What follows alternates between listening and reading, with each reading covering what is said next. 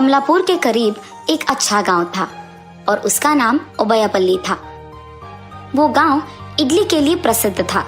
जो भी उस गांव से गुजरता था वो जरूर एक प्लेट इडली तो खा के जाता था। और उन प्रसिद्ध इडली को बनाने वाले थे चंद्रैया और उसकी पत्नी ज्योति। उनका व्यापार अच्छे से चलाते थे और उनका उस गांव में अच्छा नाम भी था। ज्योति लालची थी, पैसे कमाने की लालच थी उसे। एक दिन एक आदमी इडली खाने आता है। मेरे पास पैसे नहीं हैं, बाद में दे दूंगा आपको। ऐसे कैसे होगा? पहले पैसे देकर यहाँ से जाओ। ठीक है, आप चले जाइए, अगली बार जब इस तरफ आएंगे तो दीजिएगा। आप अगर ऐसे ही करेंगे तो आखिर में कुछ नहीं बचेगा। ऐसे गुस्से में कहकर उसका काम करते रहती है। चंद्रैया का एक आदत था, अगर रास्ते में उसको कोई भूखा दिखा या कोई बूढ़े दिखे तो वो मुफ्त में उनको इडली खिलाता था। चंद्रैया और ज्योति रोज आए हुए पैसों को बचाते थे।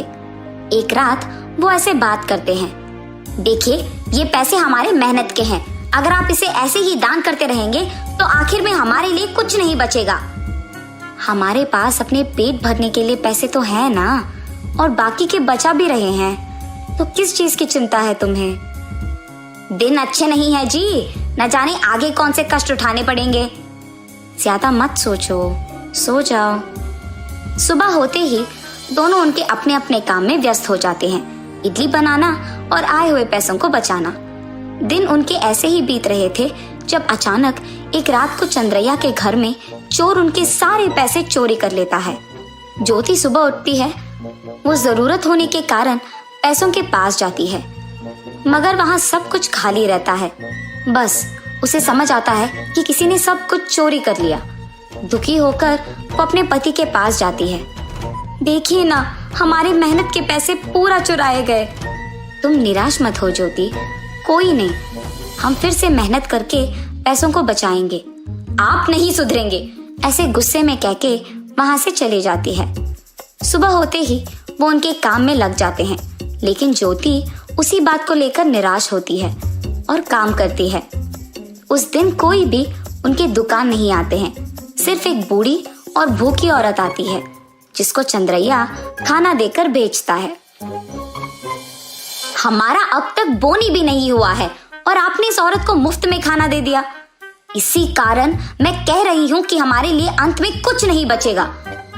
और तो और अब हमारे पास तो पैसे भी नहीं हैं। ऐसे बात कर ही रही थी कि ग्राहक आना शुरू हो गए और ज्योति सबको इडली देना शुरू करती है। कुछ समय बाद एक बूढ़ा आदमी बैलगाड़ी में चावल की बोरियां लेकर उसी तरफ से जा रहा था। वहां की इडली खाने उनकी दुकान जाता है। मुझे इडली चाहिए, प्लेट 10 का है। मेरे पास अभी पैसे नहीं हैं, अगली बार जब इस तरफ आऊंगा तो पक्का दे दूंगा। अब मुझे बहुत भूख लग रही है। पैसे नहीं है तो इडली नहीं मिलेगा। ज्योति, ये कैसा बर्ताव है? बड़ों से क्या ऐसे ही बात किया जाता है? आप बैठिए, मैं इडली लेके आता हूँ। ठीक है बेटा। इडली को प्लेट में रख के उस आदमी को देता है। दादा, आप बुरा मत मानिए, उसे ठीक से बात करना नहीं आता है। इतने में वो पूरा इडली खत्म कर देता है। कोई बात नहीं बेटा, तुम्हारे बारे में मैंने सुना है। तुम्हारी अच्छाई देख मैं तुम्हें एक तोहफा देना चाहता हूँ।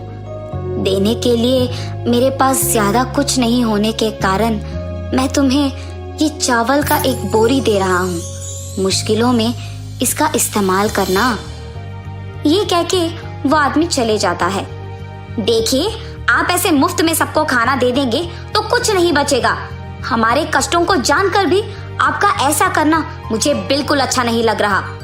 देखो उस बूढ़े आदमी ने हमें क्या दिया, एक चावल की बोरी, और वो भी मुफ्त में। अगर हम अच्छे हैं तो सभी हमारा अच्छा ही चाहेंगे।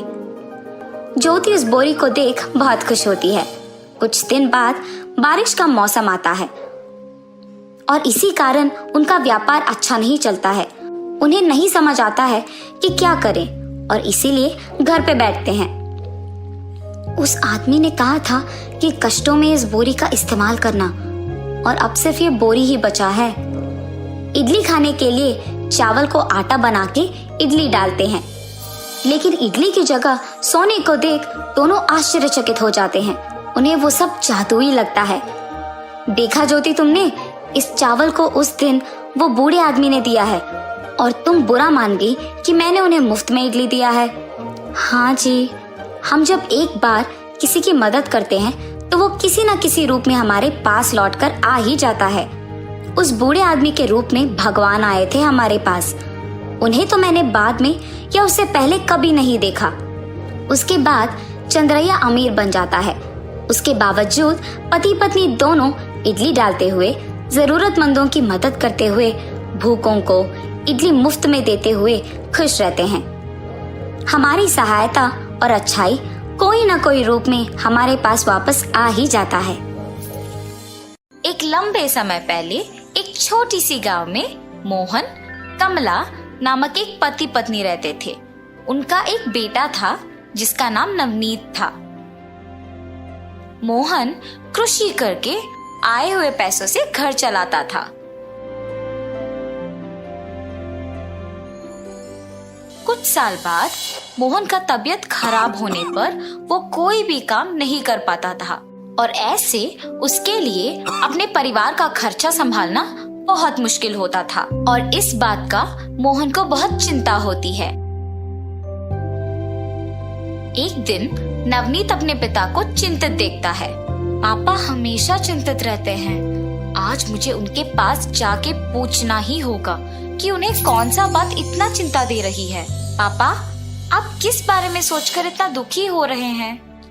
नवनीत, इतने दिन मैं मेहनत करके पैसे कमाता था, इसीलिए हम कोई भी चिंता के बिना आराम से जीते थे। पर अब मेरी तबीयत बिगड़ती जा रही है बेटा, और इसके कारण मुझे चिंता है कि अब आगे घर कैसे चलाएंगे। पापा, आपकी तबीयत तो वैसे ही खराब है। आप ये सब मत सोचिए, आप बस आराम कीजिए। मेरे पिताजी उनके तबीयत बिगड़ने पर भी घर के बारे में ही सोच रहे हैं। अब मुझे ही कुछ करना होगा और घर की जिम्मेदारी लेना होगा, ऐसे सोचता है। हाँ, पापा ने मुझे थोड़े पैसे दिए थे ना, मैं पहले ये देखता हूँ कि कितने पैसे हैं मेरे पास और फिर सोचता हूँ कि उससे कौन सा व्यापार कर सकता हूँ। ऐसे सोचकर वो जाके देखता है कि उसके पास कितने पैसे हैं। अरे, मेरे पास तो सिर्फ 10 रुपए हैं। इनके साथ मैं कौन सा व्यापार शुरू कर सकता हूँ? उन 10 रुपयों के साथ वो बाजार जाता है और वहाँ सारे दुकानों को देखता है। एक दुकान में नींबुओं को बिकते देखता है। मेरे पास के पैसों के साथ नींबू के अलावा और कुछ नहीं मिलेगा, इसीलिए मैं नींबू ही खरीद के बेचूंगा। ऐसे सोच के नींबू के दुकान को जाता है। नींबू कितने के हैं भैया? 1 रुपए का एक नींबू। ठीक है, मुझे 10 रुपए के नींबू दे दो। ठीक है। और दुकानदार उसे 10 नींबू देता है। नवनीत उन नींबुओं को बेचना शुरू कर देता है। नींबू नींबू, ताजा ताजा नींबू, आखिरी 10 नींबू ले लो जी, ले लो। एक नींबू का कितना होगा? 2 रुपए का एक नींबू। इतना दाम क्यों? बगल वाले दुकान में 1 रुपए का एक नींबू दे रहे हैं ना। बिक नहीं जाने पर ऐसे कम दाम पे ही बेचते हैं भाई साहब। ये सारे तो एकदम ताजा है। ठीक है, तुम्हारे पास के नींबू दे दो। ऐसे नींबू बेच के उससे आए हुए पैसों से वापस और नींबू को खरीदता है और दिन पूरा मेहनत करके कमाए हुए पैसों को लेकर खुशी खुशी घर जाता है।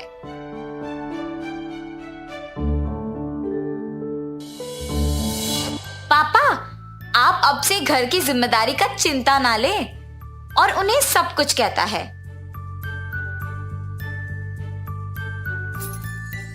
नवनीत, तुम्हारी बात सुनकर मुझे बहुत खुशी हो रही है बेटा।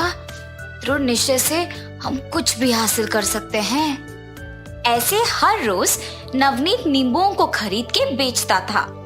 कुछ दिन बाद कम लोग उसके पास नींबू खरीदने लगे, जिसकी वजह से उसके पास नींबू बचने लगे और इसीलिए वो दुकानदार के पास कम नींबू खरीदता था, ताकि बचे हुए नींबुओं के साथ उन्हें अगले दिन बेच सके। एक दिन ऐसे ही नींबू खरीदने जाता है एक नींबू का गुच्छा दीजिए भाई साहब। व्यापार की शुरुआत में ज्यादा नींबू खरीदते थे, कुछ दिनों से कम हो गया है। दिन प्रतिदिन तुम्हारा नींबुओं का बिकना शायद कम होते जा रहा है ना? कम से कम कुछ दिनों तो चला पाओगे ना? नवनीत बिना कुछ बोले वहां से चला जाता है। उन्होंने ये पूछा कि क्या मैं कम से कम कुछ दिन व्यापार चला पाऊंगा। मुझे अब उन्हीं के पास से नींबू खरीद के उनके सामने ही व्यापार को आगे बढ़ाना होगा। और ऐसे सोचकर अपने नींबू बेचता है। उस दिन के नींबू बेचकर घर जाते वक्त रास्ते में देखता है कि एक दुकान में बहुत भीड़ है। पास जाके देखने पर पता चलता है कि वो एक जूस का दुकान है। अगर मैं भी इन नींबुओं का रस बना के कम दाम पे बेचूंगा तो मेरे ही पास सब लोग आएंगे खरीदने। उसकी सोच के अनुसार वो अगले दिन से खरीदे हुए नींबुओं में आधे नींबू को रस बनाकर और बाकी नींबुओं को ऐसे ही बेचने लगा। नींबू का सिर्फ 5 रुपए, ले लो भाई साहब, ले लो, ऐसे जोर से चिल्लाता है। बहुत कम दाम पे नींबू का रस बेचने के कारण उसके पास बहुत लोग आकर पीते हैं और नींबू भी सारे उसके पास खत्म हो जाते थे। दुकानदार के पास ज्यादा नींबू को खरीदने लगा और उन सारों को बेच देता था और वैसे ही उसके व्यापार में भी अच्छा लाभ आने लगा। ऐसे उसने अपना खुद का दुकान शुरू किया और उसमें सहायकों को भी काम पे लगाया। एक दिन नींबू के दुकान को जाता है। आपकी दुकान में सारे नींबू खरीदना है मुझे। एक समय था जब तुमने मेरे पास सिर्फ 10 नींबू खरीद के व्यापार शुरू किया था। अब तो तुम्हारा खुद का एक दुकान है। वाह! आपको याद है आपने एक बार मुझसे पूछा अगर मैं कुछ और दिन इस व्यापार को चला पाऊंगा? मुझे उस बात का बहुत बुरा लगा, मगर उसी बात ने मुझे प्रेरित भी किया और नुकसान होने के बावजूद हार नहीं मानकर बहुत मेहनत करके यहाँ तक आया हूँ। जब कुछ करने का दृढ़ निश्चय होता है तो कुछ भी कर पाओगे बेटा। बहुत लोग तुमसे कहेंगे कि नहीं हो पाएगा, पर उन बातों का बुरा ना मानकर उनको दिखाने की कोशिश करेंगे तो सफलता जरूर मिलेगी। मगर बहुत लोग इस बात को नहीं समझते हैं। वो लोगों के कहा का बुरा मानते हैं और निरुत्साहित हो जाते हैं और काम करना भी रोक देते हैं। और ऐसे दुकानदार नवनीत का अभिनंदन करता है। नवनीत के सोच के अनुसार व्यापार के अच्छा चलने पर अपने माँ बाप का बहुत अच्छा ख्याल रखता है। तो इस कहानी का नैतिक क्या है बच्चों?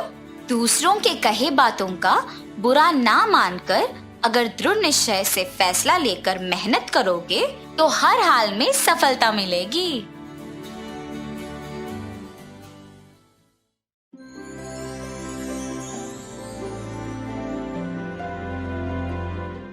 बहुत समय पहले एक गांव में रमैया और जानकी नाम के पति पत्नी रहते थे। उनके 2 बेटे थे, महेंद्र और महावीर। पिताजी महेंद्र को बहुत पसंद करते थे और उनकी माँ महावीर को बहुत पसंद करती थी। महेंद्र बहुत ही मासूम था, पर महावीर बहुत स्वार्थी था। वो सोचता था कि वो अपने भाई से ज्यादा होशियार है। रमैया खेती करके अपने परिवार का देखभाल करता था। एक दिन रमैया अपने दोनों बच्चों के लिए नए कपड़े खरीद के लाता है। पहले अपने पसंदीदा बड़े बेटे को कपड़े देता है और फिर अपने छोटे बेटे को कपड़े देता है। पर महावीर को अपने बड़े भैया के कपड़े अच्छे लगते हैं। पिताजी, मुझे भैया को दिए हुए कपड़े अच्छे लगे, मुझे वही चाहिए। महेंद्र को अपने छोटे भैया से बहुत प्यार था, इसीलिए वो अपने कपड़े उसको देने का सोचता है। पिताजी, महावीर को मेरे कपड़े अच्छे लगे तो उसी को लेने दीजिए, मैं उसके कपड़े ले लूंगा। महावीर के पसंदीदा कपड़े मिलने पर वो खुश हुआ। ऐसे ही कुछ सालों में महेंद्र और महावीर दोनों बड़े हो जाते हैं और रमैया को दृष्टि की समस्या आ जाती है, जिसकी वजह से काम नहीं कर पाता था और घर पे ही रहता था। मेरी पत्नी को हमारा छोटा बेटा बहुत पसंद है, तो मेरे जाने के बाद वो मेरे नाम की सारी संपत्ति उसके नाम कर देगी। इससे पहले मुझे ही संपत्ति सारा उन दोनों के बीच में बंटवारा करना होगा। महेंद्र, महावीर। जी पिताजी। मैं आज मेरे संपत्ति को तुम दोनों के नाम करना चाहता हूँ। जाओ, जाके संपत्ति के कागज लेके आओ। मेरे बड़े भैया को मुझ पे पूरा भरोसा है। कुछ भी करके सारा संपत्ति मुझे अपने नाम करवाना होगा। भैया, आपको कैसी है क्षमा? आप वही पिताजी के पास रहिए, मैं लेके आता हूँ कागज। ठीक है, जो तेरी मर्जी। महावीर अपनी स्वार्थी बुद्धि से अपने भैया के साथ प्यार भरी बातें करके चालाकी से सारी संपत्ति अपने नाम करवा के लेके जाता है। पिताजी, आपकी इच्छा के अनुसार मैंने आपके संपत्ति को बराबरी से हम दोनों में बंटवाया है। ये महावीर तो मतलबी इंसान है। प्यार का नाटक करके सारी संपत्ति उसके नाम करवा लिया होगा, पर ये महेंद्र को अपने भाई पे पूरा भरोसा है। महेंद्रा, जरा अपने भाई के लाए हुए कागजों पे जो लिखा है वो पढ़ के सुनाना बेटा।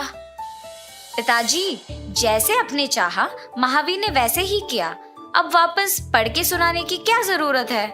मुझे अपने भाई पे पूरा भरोसा है। ठीक है बेटा, तुम्हारी मर्जी। ऐसे कहके रमैया संपत्ति के कागजों पे बिना कुछ सोचे अपना हस्ताक्षर कर देता है। महावीर बड़े खुशी से कागजों को ले लेता है। हा हा हा, अब इस पूरी संपत्ति का मालिक मैं हूँ। क्या कह रहे हो तुम महावीर?